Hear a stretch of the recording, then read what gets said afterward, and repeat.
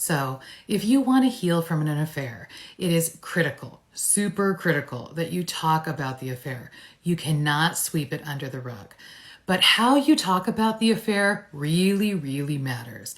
So let me give you some tips and tricks that I've learned over the last 22 years counseling people about their relationships that I think will make a big difference for how you guys heal and are especially related to the idea of how you talk about the affair. Okay, so the first thing is that I recommend that you make appointments to talk about the affair, appointments with each other, instead of just randomly bringing up the affair all throughout the day.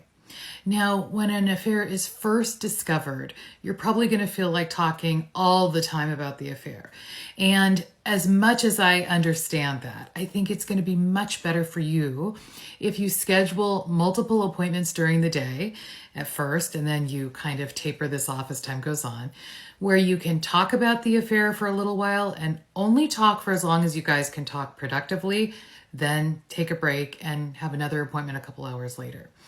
The reason for this is that when you are talking about the affair all the time, you're staying in this very emotional kind of fight or flight place.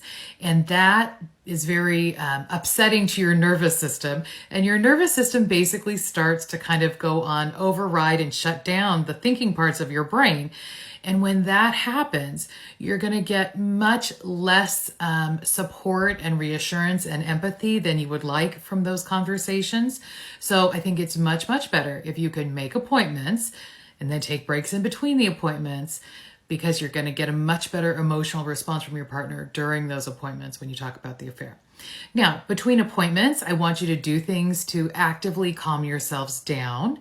Do meditation, go for a walk, journal, relax, do whatever is kind of soothing and relaxing to you so that your nervous system can be ready for the next conversation.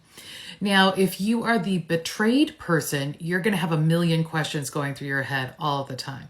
So instead of asking those questions live, just start writing them down, journaling them, get them out of your head and onto paper. And then you can think about what are the most important ones to talk about in your next appointment with each other, and you can have that conversation. Then, once you guys actually are having an appointment conversation to talk about the affair, really listen for feelings and validate those feelings. Acknowledge what you hear that makes sense to you, and don't try to argue and dispute your partner's. Just really focus on validating their feelings. Finally, be kind and compassionate and practice all the rules of the do's and don'ts for good communications. And if you need that, it's on my website.